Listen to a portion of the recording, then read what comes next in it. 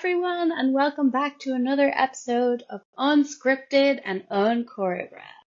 I'm your host, Neve, and we have my beautiful co-host, Sarah. And today we are very excited to have Miss Daniela Poch Márquez. So as always, Daniela, we ask everyone at the start, how did you get into the arts? Well, I got into the arts very young because my mom, she's a musician, singer, and an actor. She's still working on a medieval theater group. So I always grew up her going to rehearsals, hearing this music, using the medieval costumes. I always loved it. I can be a musician, I can be an astronaut, I can be anything. So I always loved to play, even with my sisters, like multiple possibilities. And my mom and my dad always took us to museums, to see art, to go to see tons of theater. So yeah, I have always been surrounded by art, and that's why I think I have that instinct inside of me. I think it's definitely genetic for you in particular because you have three sisters, your mother obviously, who are incredible singers. Incredible. It's genetic in that family. But not all my sisters are artists, but it's true, like every time like we are having dinner and then singing, almost like doing like a playlist. We love music, especially music. You're especially good as well at obviously acting, which you studied, and movement and dance, but actually drawing. Was that a thing that you always did when you were little? Can like any of your other sisters, are they really good at like Yeah, visual? my oldest sister, she's amazing. I think she's even better than me. She's really perfectionist and she draws like more realistic things. So every time I draw, I think I show my brain. It's so weird.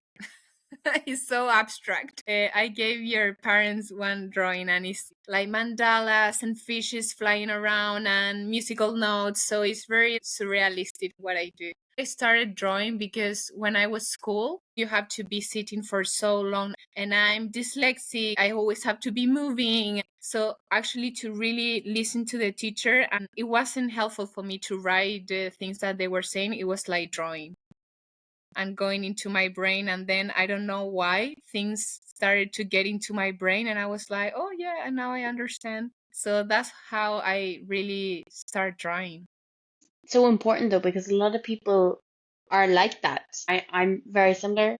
You just ended up to be really good. I can only draw stickmen. When you decided to go study acting in Chile for university and to do the arts as a career, were your parents supportive? Did you have any kind of pushback? Actually, my dad was more supportive and my mom wasn't. I said to them when I was like 12, I want to be an actor.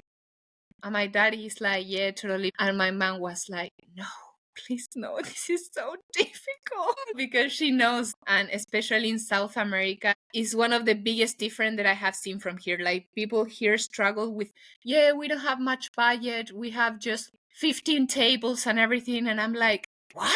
Like in Chile, we really have to go to the trash and made our own scenography. And you as an actor are the one who does the scenography. You do the light, you do the music, you do everything. We don't even have movement directors because we don't have the budget to even dream about having a fight director, movement director. So my mom was like, why does she want to get into such a tough place? So she was like, you want to be an actor? Okay, go to classes so you are really certain that this is for you. So I went to classes in different tiny theaters in different communities, and yeah, and I loved it and loved it. Yes, I wanted, and then she was like, okay, I allow you, but only if you get into the top 2 universities. If not, you are not allowed. Before we get into that, because obviously you're an incredible dancer, at that age when you were like around 10, were you still dancing or were you focused on acting? Just focus on acting. But I have always loved dancing. It was something that I did constantly in my room, improvising, putting music and dancing. But I never thought dancing was a possibility because I grew up more with theater than dance. It never came to my mind.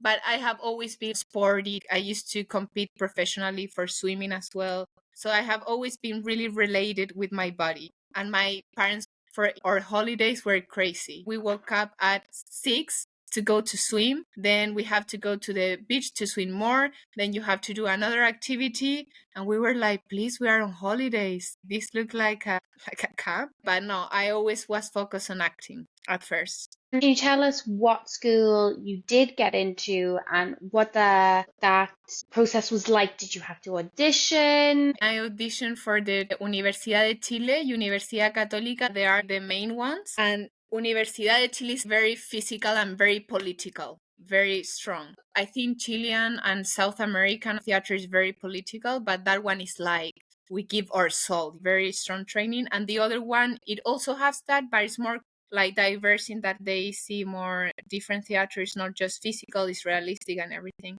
So the Universidad de Chile is 5 days audition. Is crazy. But you go through stages. So at first you go 2 days and you do the movement, the acting, and the voice audition, and they cut people. And then you go to the second day. And then you have to do improvisations and prepare scene, and they cut people. And then you are in an interview with the whole panel. And then in Universidad Católica, it was 2 days. And I got to both. I was like, yay, mom, I can be an actor. Yeah. I choose the Católica. I choose because the process of audition in the Universidad Católica, I found it not so competitive like Universidad de Chile. The actors that they were already studying there, they were watching you like, are you going, but not in a bad way. I don't know how are in Ireland, but when people are starting to become an actor, they are like, yeah, you don't know what is really, because we are rehearsing from 6 to 11 p.m. And so they have that vibe. But in the other one, I felt it was more free, more playful, not so strict. So I just say, yeah, I will go with this one. So I studied there. And that was for 3 years? 4. The good thing about the place that I studied, you have very diverse course. You have the main courses, and then you have very diverse courses that you can choose. There is Comedia dell'arte, theater with objects, like different stuff, so you can choose. And then you can choose how to specialize. So people specialize themselves as a director in body practices, in voice and things like that. And I choose the body practices. But I think theater in South America is always devising. So devising, I heard it here in the UK. We don't have that concept because since we don't have much budget or anything, we have to devise everything, So the director is there, it has an idea, we are working with this text or with this concept, and we start to improvise through the rules that the director has. That is kind of devising. And all theater in South America is very physical. We have physical theater, like you have a very realistic scene and then suddenly becomes really physical, things like that. So we don't see things like in boxes like here. Give us an example of some really good playwrights that you studied from Chile. For me, the director that I really like is Manuel Infante, and she writes and directs her work. And there's one that is called Estado Vegetal, vegetal state, if you translate it.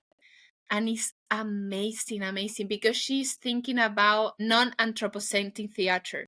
Because she's like, all the time the man is surrounded, we are talking about the human, but if we see more broadly, like we are just part of one whole verse. So that play, she's thinking about the plants and the relationship and the environmental problem and everything. She's just one monologue, but she used a microphone, so she does every character herself and she records it, so the audio start to devising like in real life, just like a DJ with her voice, with the microphones and everything. For example, the actor follows the light just like a plant. So she even started to think about the staging elements as non-anthropocentric. So really when you see their play, it's like mind-blowing. It's like, what?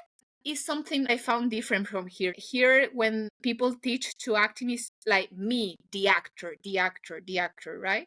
But I think my training was like you as a performer related to every element, to the light, to the music, the audience. So you are not just the actor, you are also devising in the present while you're acting, and you are also as important as the light, you know? So yeah, here is amazing. I think, and I don't know why Germans love Chilean theater. So a lot of Chilean theater is going to Germany. So if everyone wants to see Chilean theater and not travel to South America because it must be really expensive, you can go to Germany.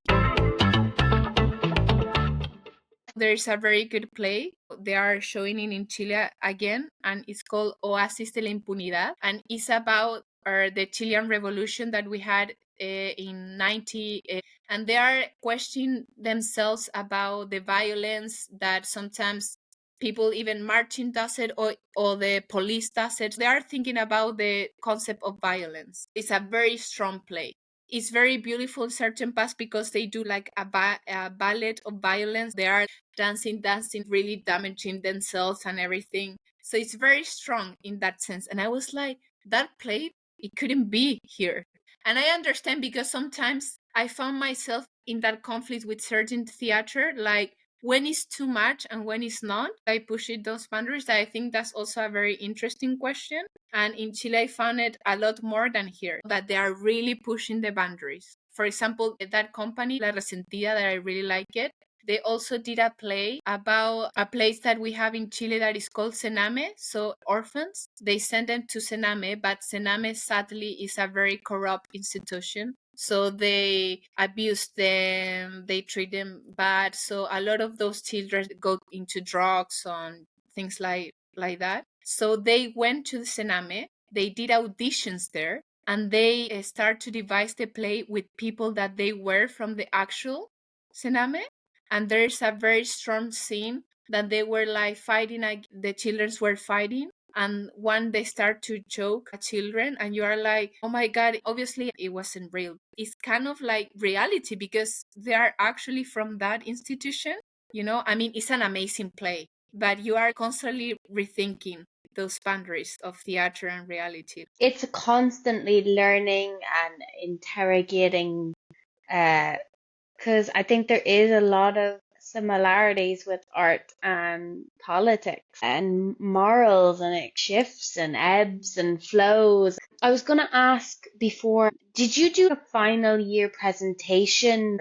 If so, what did you do it on? Yes, so we had two things. We have to write a thesis and our final show. And in my thesis, I was thinking of abject bodies.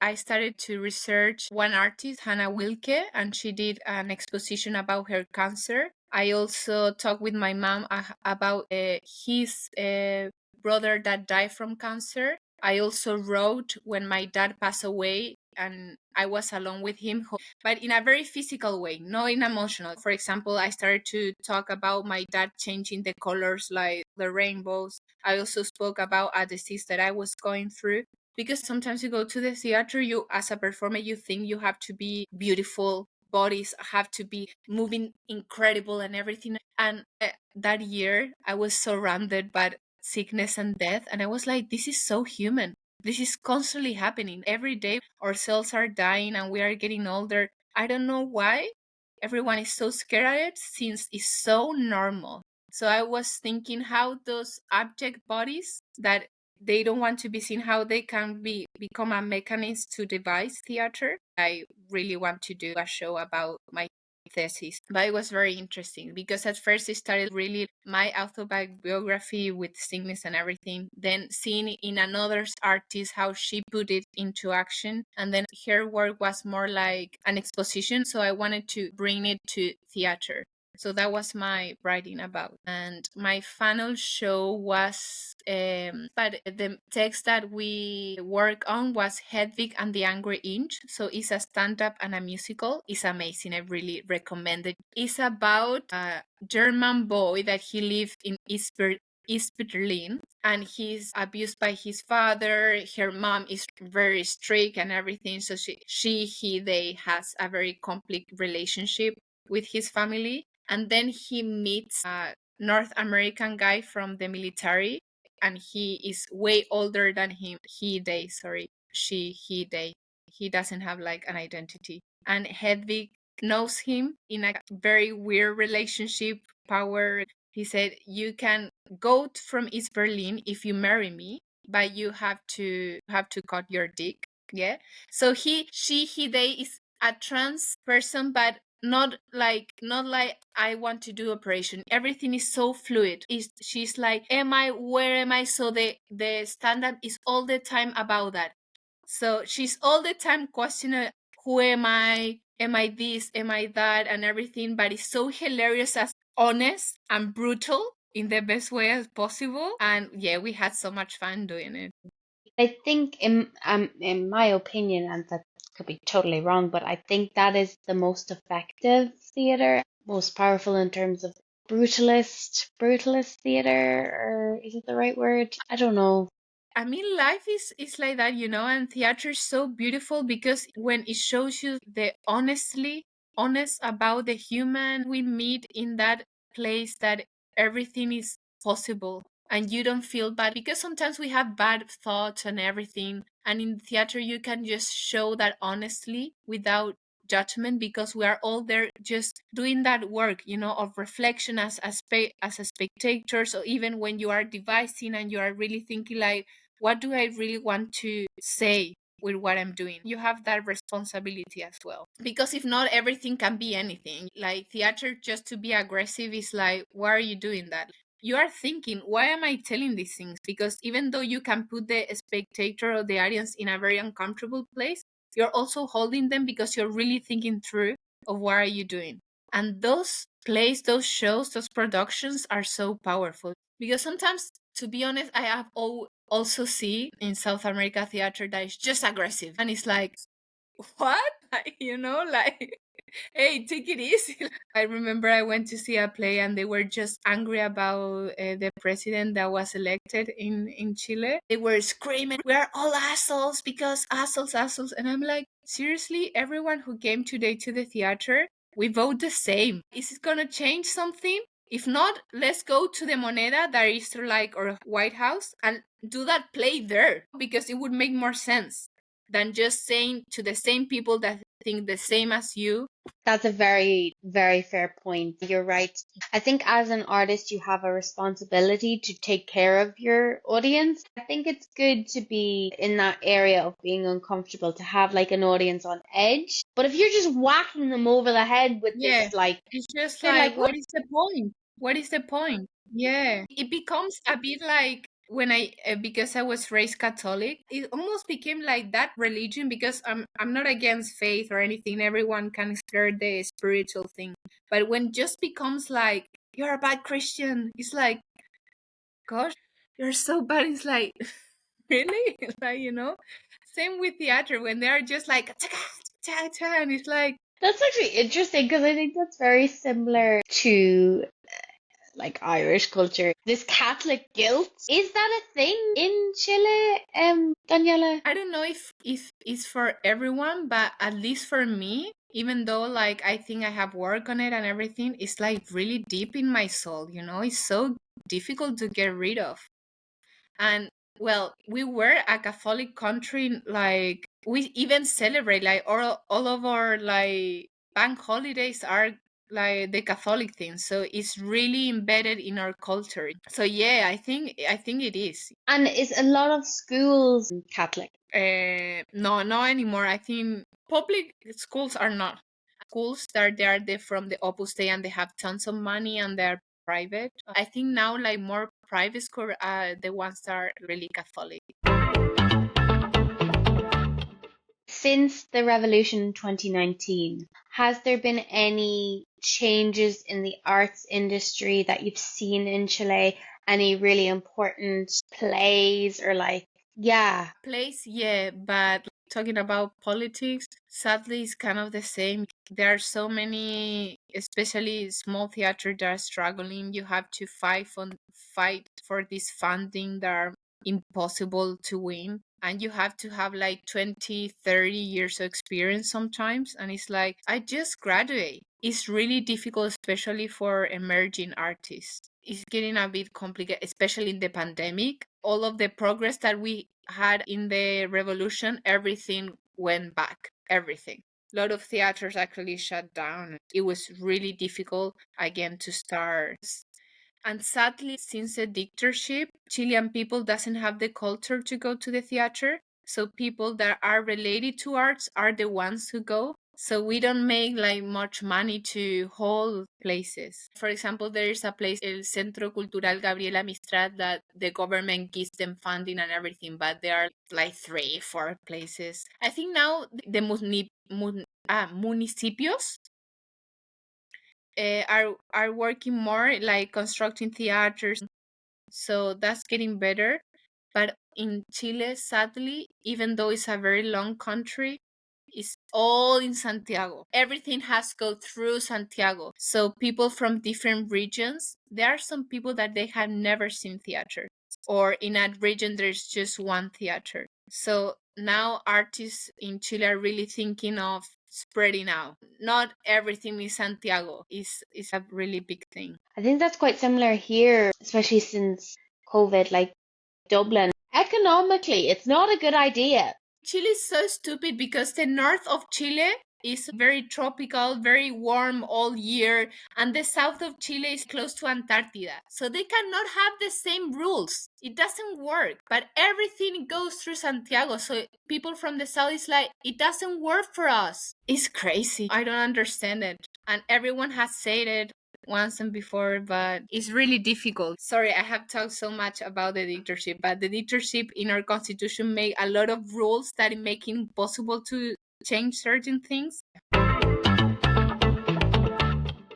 I was going to jump on, Daniela, to how you got involved in movement directing, how that started to happen, and how you moved your way to the UK. When I was studying, my movement classes were my thing, especially because I'm dyslexic. So realistic theater, I was like, what the heck? I was really struggling. But in movement, I understood everything about acting. It was like, this is so clear.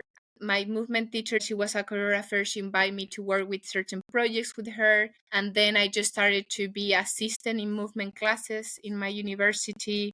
Her name is Camila Rojas Canovio, and she did the MA in London. So I was working with her and we were chatting and everything. And one say, Daniela, I think you should do it, like the movement direction and teaching.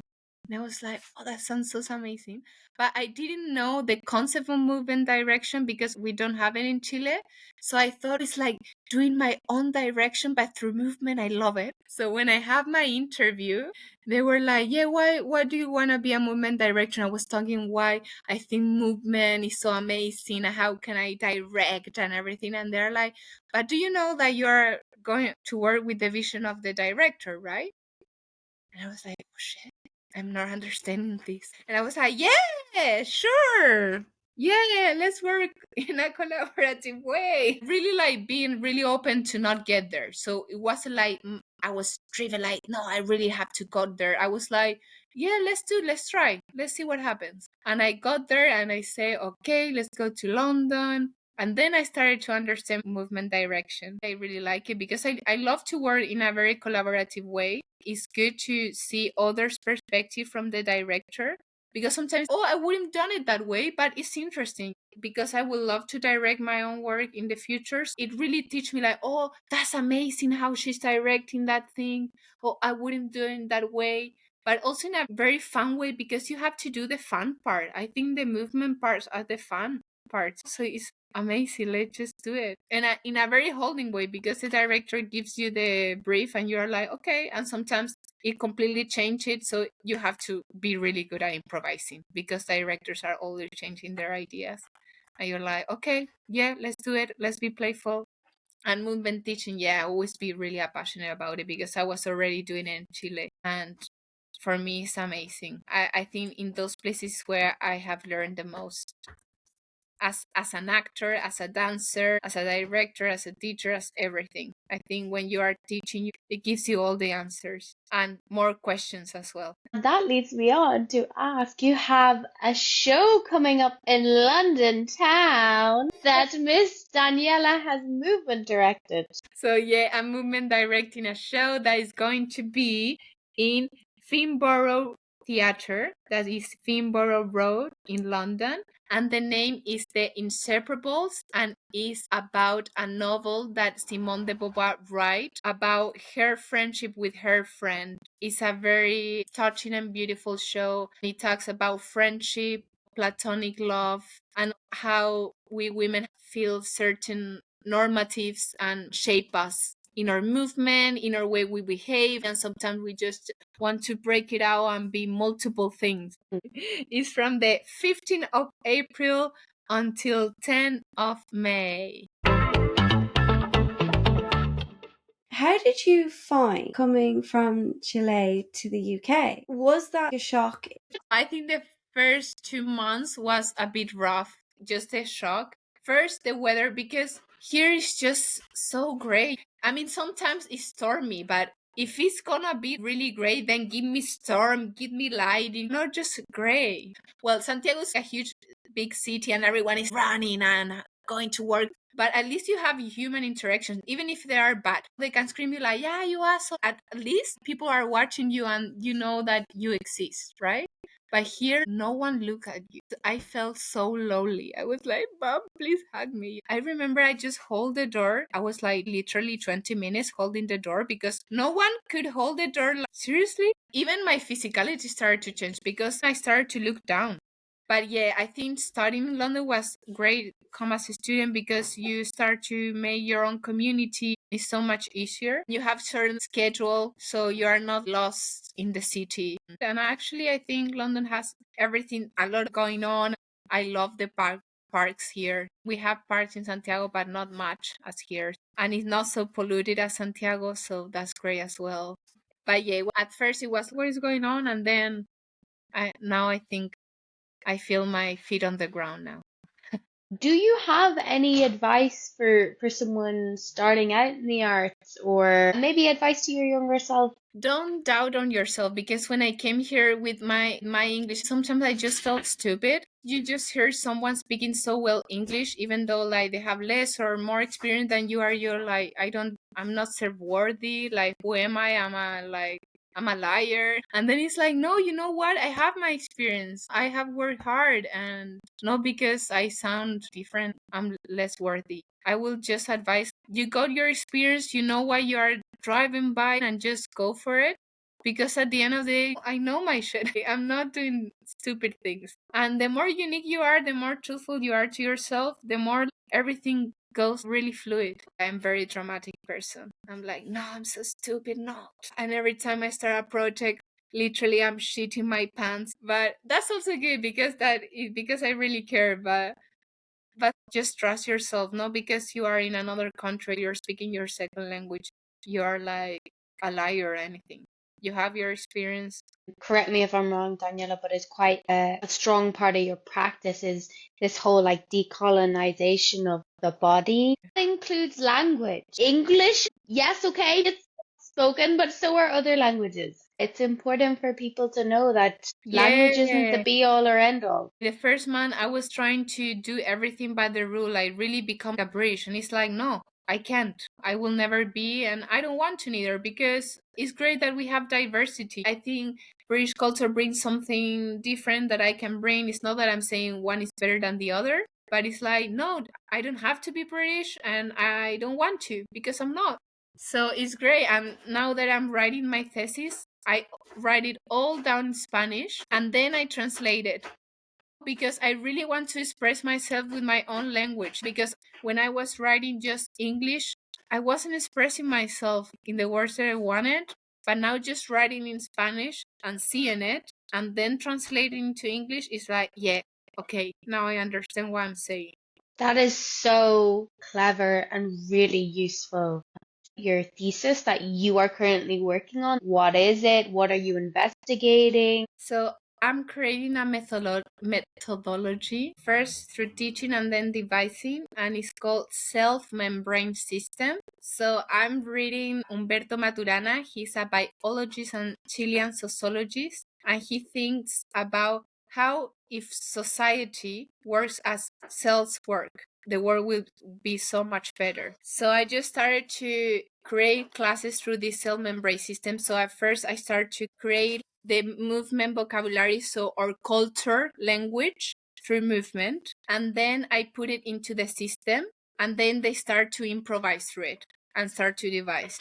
I always use scenographic elements. I use drawings on the floor, or I use chairs, or I use threads. So they have to put all of that movement vocabulary that for me is the cultural language that we are creating in the class through there. And the membrane are those scenographic elements. So it's just like when, I don't know how to say in English, enters, and then the cells spread out oxygen to the blood or different nutrients. The same the actors do through this membrane that I draw on the floor or I create with the threads. Thinking about processual identity. So it's like we are always becoming in this system. We are not just a fixed thing. We are constantly becoming with the things that we are creating as an ensemble. You could spread it more to a PhD, but if I ever do it, I will take a really big risk. I'm reading doctor's paper and like getting into science. It's been a lot as well. I'm getting too crazy. That is very cool. I can't wait to read it, but sounds very hard to write. If you had a magic wand, Daniela, and could get whatever funding, projects, mentorships, bursaries, you've been in different countries and seen the different systems. What would you like to see maybe in the arts industry in Chile or the UK? Well, I remember a very cool place in Chile that now is struggling with funding, sadly, but it's called Nave. But I think their idea is very good, and that's my dream. I would love to have this warehouse where you really invite emerging artists to explore, but have a really long time to explore. Because sometimes your show is like just 1 month. And in 1 month, you cannot research and be really deep in what you want to do. You really need like 3-6 months. If I ever have money, I would really love to have a place where I can invite artists from everywhere and just devise and have the opportunity really supporting emerging artists, because it's so difficult. Even for me, I think I'm still young. It's so difficult to start and just jump in, because you're always on a letter behind, because you have certain experience but not enough experience. You are from this country, you have to be from this country. So there's always like a tiny letter that doesn't allow you to just get there. So I really hope that in all places, these places that have this notion of exploration and really getting into the artistic world without rushing, that this is important, that would be like the dream. I think that is a beautiful dream and answer, and one day it will come true. Hope so. Fingers crossed. Thank you so much, Daniela. That was incredible. As always, thank you. No, thank you both. Thank you for inviting me.